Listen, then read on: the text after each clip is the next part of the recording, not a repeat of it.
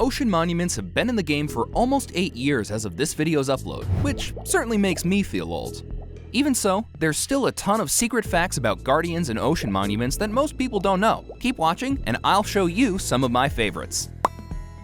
Originally, ocean monuments were a super difficult find, requiring you to search the empty oceans far and wide for the ominous silhouette of the structure.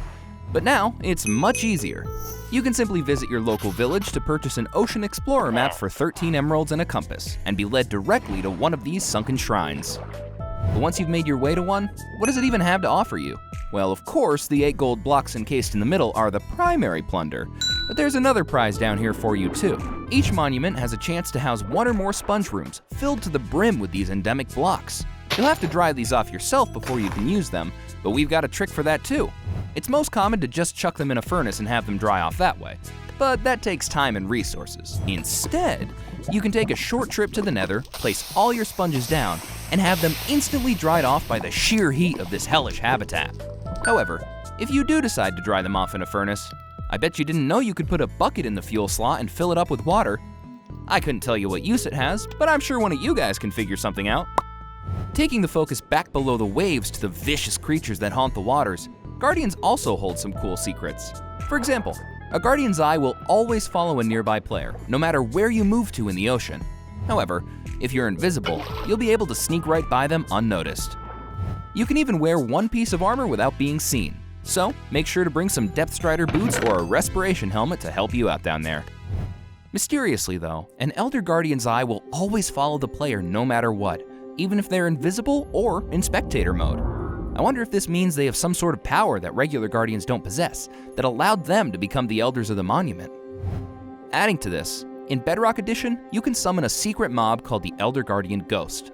It is pretty much no AI and lacks any function, but it does raise the question of whether or not more was planned for the Elder Guardian.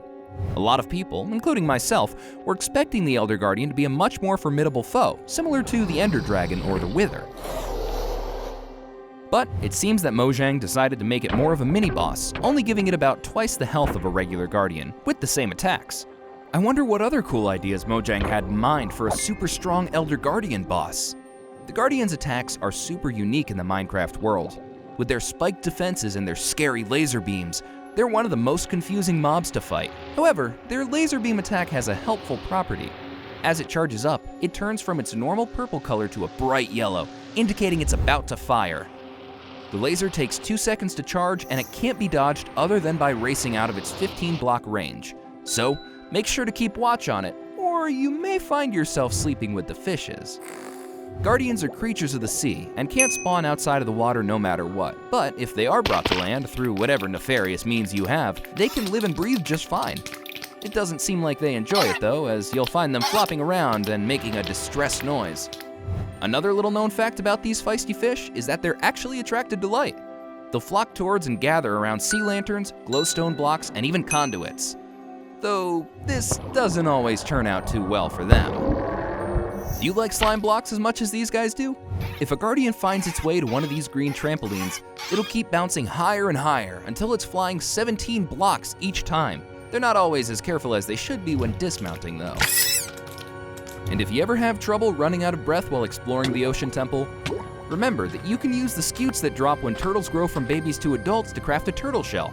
Wear the turtle shell on your head and you'll have another 10 seconds of breath.